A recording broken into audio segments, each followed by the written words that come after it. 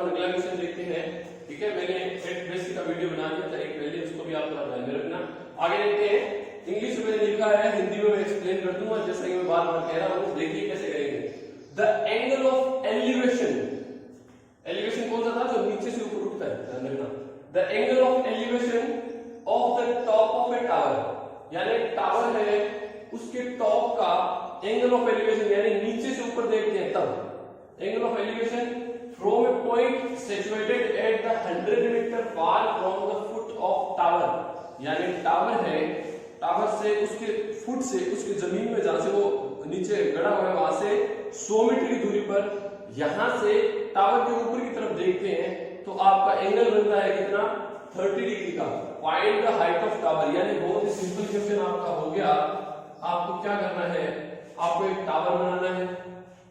ये एक टावर है आपका जिसको मैं ए बी नाम दे देता हूं। हाइट ऑफ टावर हो गई, इस टावर के फुट से 100 मीटर की दूरी पर एक 100 मीटर की दूरी पर एक दूसरा पॉइंट है यहां पर जिसको मैं सी नाम दे देता हूं।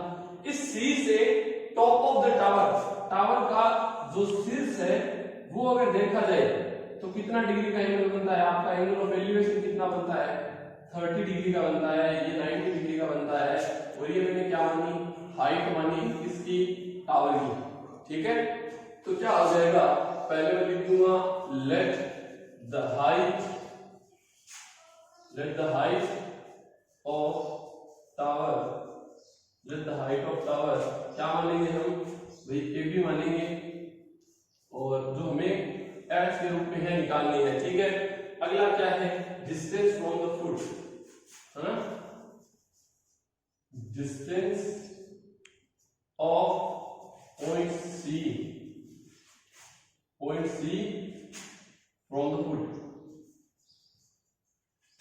From the foot of tower, यानी टावर के इसको फुट बिंदु को क्या बोलते हैं, पाद बिंदु बोलते हैं, हिंदी में ध्यान रखना। ये क्या हो जाएगा BC, ये कितना दे रखा है 100 मीटर। क्लियर है, तो अब सोचो इतना कि हमें tan theta sin theta cos theta में क्या लेना होगा, हमें नीचे वाली लाइन यानी बेस दे रखा है, परपेंडिकुलर पूछा है, तो हम बार बार कर चुके हैं tan थीटा। tan थीटा क्या होता है, परपेंडिकुलर अपॉन बेस, लाल बटे कक्का, है ना। इस तरीके से तो करते हैं अपन, P B H H G और हिंदी मीडियम लाल बटे कक्का के अकॉर्डिंग करती है। तो देखो आधार बेस, आधार आपको दिया हुआ है, परपेंडिकुलर लंब, यानी परपेंडिकुलर या लंब आपसे पूछा है, तो P अपॉन B या L बटे किसकी वैल्यू होती है, tan थीटा की होती है। तो मैंने tan थीटा लिया है, यहाँ पर ध्यान रखना। तो tan थीटा कितना लूंगा, 30 डिग्री लूंगा, यानी tan 30 डिग्री, और P यानी परपेंडिकुलर यानी AB बट्टा बेस यानी BC, ये लिखूंगा। tan थीटा की वैल्यू क्या होती है, tan थीटा की वैल्यू होती है 1/√3, और AB यानी क्या बनाया है मैंने, H बनाया है, और BC यानी 100 मीटर। तो जब क्रॉस मल्टीप्लाई करेंगे तो 100 इस साइड आ जाएगा, 100/√3 is equal to value H की। क्लियर है, तो आप इसको इतना ही कर सकते हो, आपका आंसर आ गया। अगर आप इसका रियलाइजेशन करते हो डिनोमिनेटर का तो वो भी कर सकते हो आप। ठीक है, इस वीडियो में देखो जस्ट बिकॉज यहाँ पे √3 की वैल्यू नहीं लिखी है तो मैं इसको इतना ही कर रहा हूँ। ठीक है, अगर वहां ब्रैकेट में √3 की वैल्यू आती तो मैं √3 की वैल्यू से इसको डिवाइड कर देता। ठीक है, अगला क्वेश्चन अपन करते हैं। Good morning everyone, class 10th का जो अपना चैप्टर चल रहा है उसका बेसिक का वीडियो मैंने बना दिया था, उसके आगे का क्वेश्चन देखते हैं अपन। ठीक है, ये है the shadow of vertical pillar, यानी वर्टिकल माने एक सीधा खड़ा हुआ होता है, उसको बोलते हैं, एक सीधा खड़ा हुआ पिलर है, उसका जो शैडो यानी उसकी छाया है, तो पिलर है तो उसकी छाया नीचे की तरफ होगी। जैसे मान लो मैं खड़ा हूं और पीछे से अभी धूप आ रही है, तो धूप की वजह से मेरी छाया, मेरी शैडो कहां बनेगी, नीचे की तरफ बनेगी। ठीक है, यानी शैडो जो भी बोले तो नीचे बेस जो होता है वो होता है शैडो। तो यानी एक टावर की जो छाया है ऑन ए प्लेन ग्राउंड, एक प्लेन ग्राउंड के ऊपर is increased by 40 metre, 40 metre बढ़ जाती है, ये लिखा हुआ है इंक्रीज्ड बाय 40 मीटर, यानी 40 मीटर बढ़ जाती है।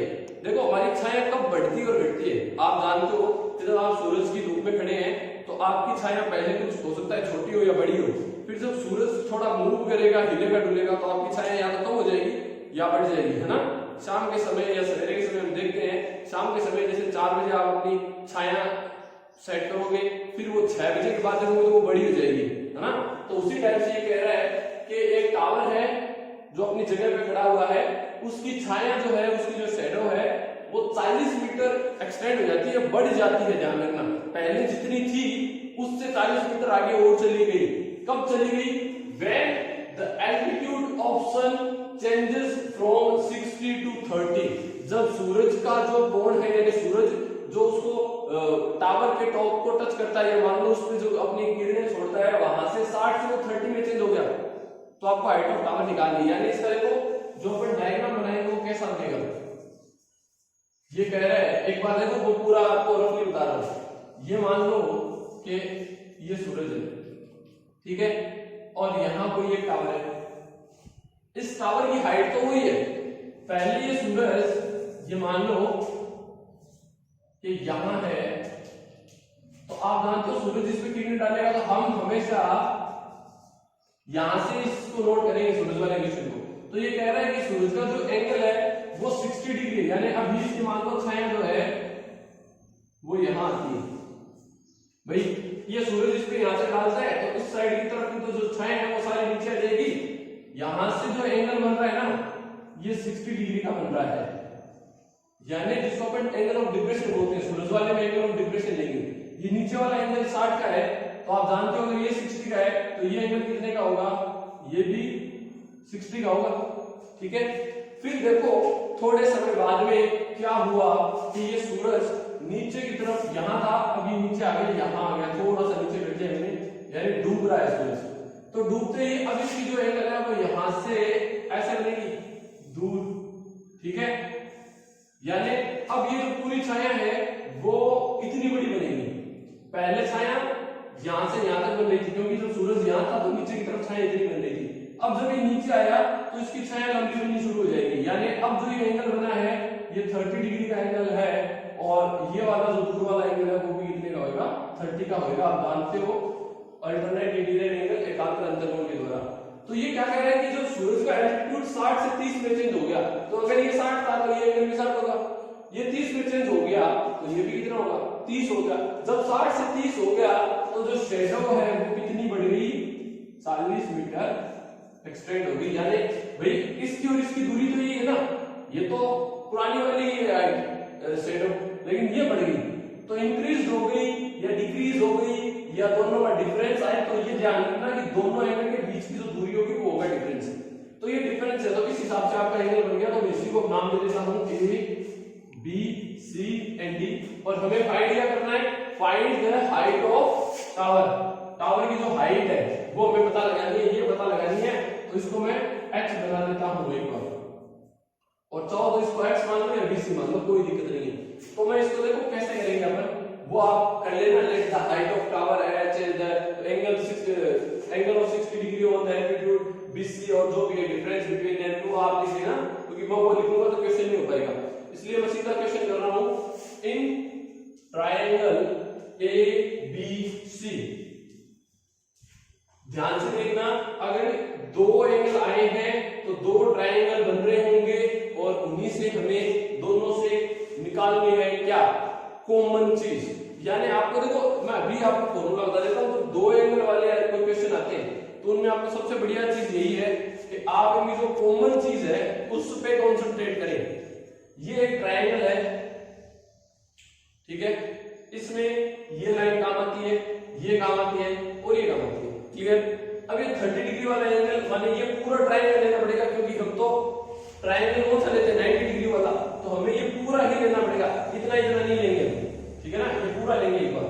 तो पूरा लेंगे तो कौन सी लाइन दोनों में कॉमन आई, भाई ये लाइन पूरी की पूरी इसमें भी है और बड़े वाले में भी है। तो मैं छोटे वाले से इसकी इक्वेशन बनाऊंगा, फिर बड़े वाले से इसकी इक्वेशन बनाऊंगा, और फिर दोनों बराबर रख दूंगा, क्लियर है। यानी मैं ट्रायंगल ABC देखो ये तो मुझे फाइंड करनी है और इसकी मेरे को वैल्यू दे रखी है, तो इसकी दे रखी है, तो एक्चुअली में मुझे बीसी ये पूरा बेस ही दे रखा है, ये मान लो आप, क्योंकि इन दोनों लाइन के बारे में कोई बात ही नहीं हुई, ये दिया हुआ है तो हमें ये मानना पड़ेगा, ये आप सोच के चलो, और ये हमें निकालना है। तो फिर से परपेंडिकुलर अपॉन बेस यानी tan थीटा की ही वैल्यू लगाएंगे हम। tan थीटा क्या होता है? परपेंडिकुलर अपॉन बेस होता है। तो इसमें tan कितना लगाएंगे, क्योंकि एबीसी तो ये है ना, तो tan 60 डिग्री लगाएंगे। और अगर आपको ये नहीं पता कि सर 30 यहाँ कैसे है, 60 यहाँ कैसे है, तो अगर मान लो कंफ्यूज हो रहे हो तो इतना याद रखो कि टावर जो है ना, उसके जो पहला एंगल आएगा वो बड़ा आता है और दूर का जो एंगल होता है वो छोटा होता है, यानी 30 यहाँ नहीं लिख सकते आप, 30 दूर ही होगा। और अगर हम इसी क्वेश्चन में 60 और 45 पूछता तो 60 यहाँ था, 45 यहाँ था, यानी जो छोटा कोण होता है वो दूर बनता है ध्यान रखना टावर से। ये थोड़ा सा दिमाग में आप रखना, ताकि आपका क्वेश्चन गलत, यहाँ 30 यहाँ 60 तो क्वेश्चन गलत हो गया फिर। तो आगे देखो tan 60 के लिए परपेंडिकुलर यानी AB, बेस यानी BC, तो tan 60 की वैल्यू कितनी होती है? √3। तो देखो AB अपॉन BC, तो मैं BC को इस तरह मल्टीप्लाई कर दूंगा ना, क्यों कर दूंगा? क्योंकि मेरे को तो AB की इक्वेशन बनानी है। क्यों बनानी है? क्योंकि ये इसमें भी आता है, ये इसमें भी आता है, तो मैं दोनों से AB की इक्वेशन बनाऊंगा। तो यहां से AB जो है BC की साइड मल्टीप्लाई कर दूंगा तो BC √3 हो जाएगा। समझ रहे हो मेरी बात को? यानी पहले ट्रायंगल से मैंने AB की इक्वेशन बना ली। अब मैं दूसरे ट्रायंगल में जाऊंगा, मैं कहूंगा ट्रायंगल ABD, यानी इन ट्रायंगल ABD, त्रिभुज ABD में देखो क्या लगाएंगे, ये हमें निकालना है, ये हमें दे रखा है, तो एक्चुअली में हमें यहाँ पर भी tan थीटा की ही वैल्यू लगानी है। तो यानी मैं लगाऊंगा tan थीटा क्या होता है? परपेंडिकुलर अपॉन बेस यानी लंब बटे आधार।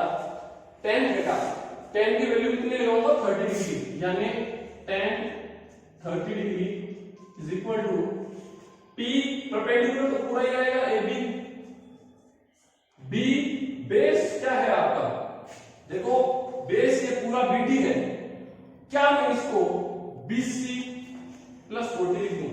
यहां मैं बेस ये लिख रहा हूं, ध्यान से देखो, BC प्लस 40 लिख रहा हूं, ठीक है? क्योंकि ये BD पूरा है, तो मेरे को इतना BC का और इतना ये प्लस, अगर इन दोनों को प्लस कर दूं तो BD बनता है।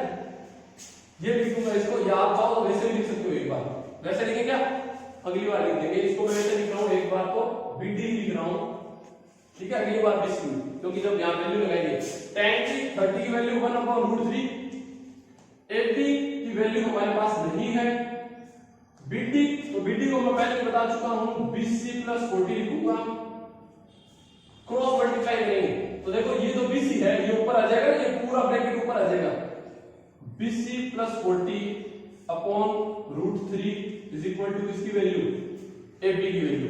अब मुझे ये बताएं कि ट्रायंगल छोटे वाले में AB और बड़े वाले में AB तो AB के बराबर है ना, पूरी काम आ रही है, तो मैं क्या बाय इक्वेशन 1 एंड 2 लिख दूं, बाय इक्वेशन 1 एंड 2,